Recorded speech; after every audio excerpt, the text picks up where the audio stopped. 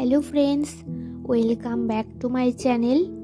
আজ আমি তোমাদের সাথে শেয়ার করব খেজুরের গুড়ের পায়েসের রেসিপি। তো চলো রেসিপিটি শুরু করি।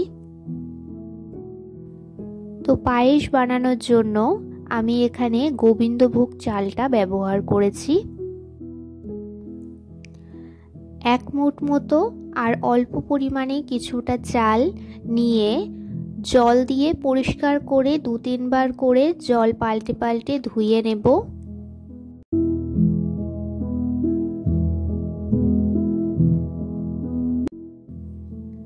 তো চালটা আমি এখানে পরিষ্কার করে ধুয়ে জল ঝরিয়ে নিয়েছি। এবার 1 চামচ ঘি দিয়ে চালটা ভালোভাবে ঘিয়ের সাথে মাখিয়ে রাখবো।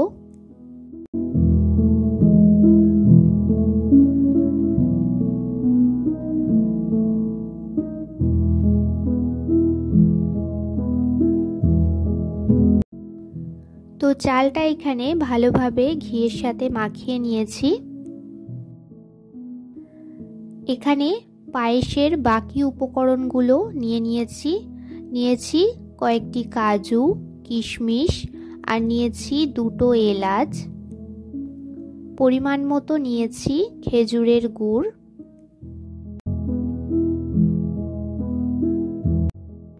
তো পায়েসের জন্য সব উপকরণগুলো এখানে গুছিয়ে নেওয়া হয়ে গেছে। এবার গ্যাসে একটি পাত্র গরম করে নেব। এর মধ্যে দুধটা দিয়ে দেব।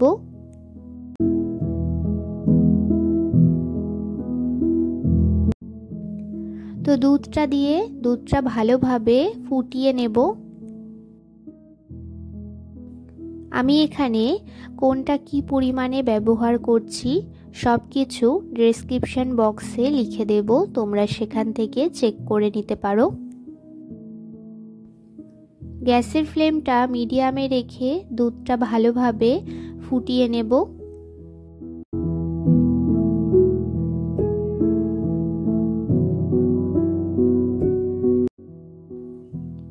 তো দুধের মধ্যে 2টো এলাচ ফাটিয়ে দিয়ে দেব।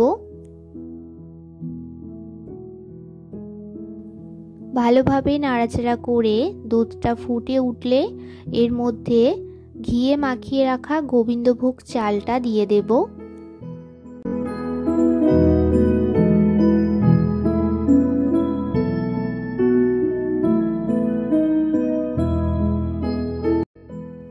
তো চালটা দিয়ে ভালোভাবে দুধের সাথে মিশিয়ে দেব ও কিছুক্ষণ পর পর নেড়ে দেব যাতে চালটা তলায় ধরে না যায়।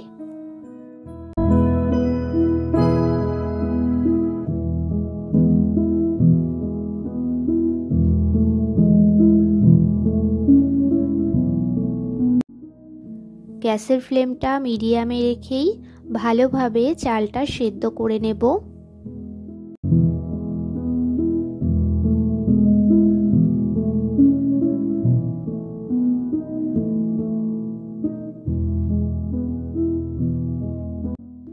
তো পায়েসের চালটা এখানে ভালোভাবে সেদ্ধ হয়ে গেছে। চালটা যখন ভালোভাবে সেদ্ধ হয়ে যাবে তখন গ্যাসের ফ্লেমটা একদম লোতে রেখে এর মধ্যে কাজু, কিশমিশ ও খেজুরের গুড়টা দিয়ে দেব।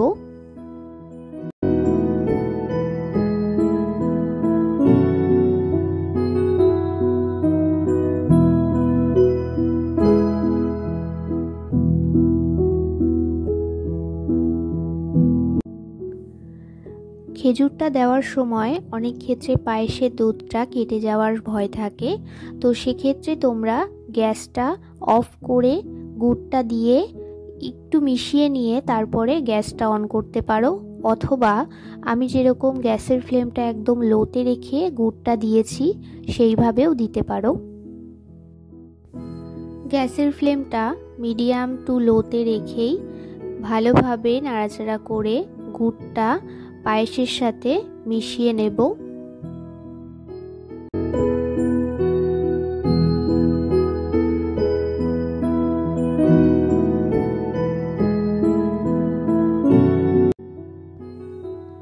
তো পায়েসে গুড়টা খুব ভালোভাবে মিশে গেছে।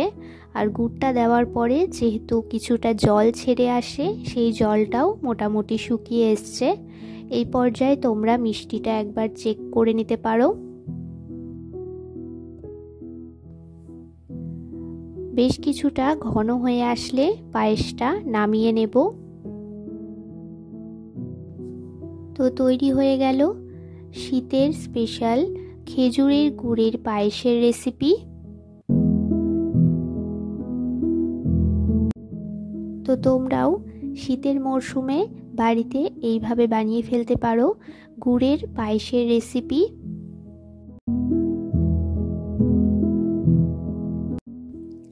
এখানে আমার খেজুরের গুড়ের পায়েসের রেসিপি একদম তৈরি।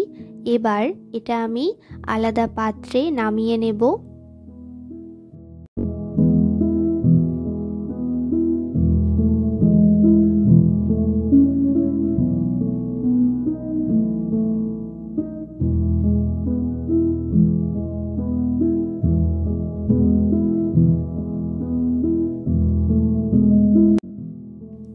এই রেসিপিটি তোমাদের কেমন লাগলো আমাকে অবশ্যই কমেন্টে জানিও।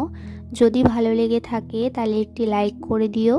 আমার চ্যানেলে নতুন হয়ে থাকলে চ্যানেলটি সাবস্ক্রাইব করে পাশে থেকো। দেখা হচ্ছে নতুন কোনো ভিডিওতে।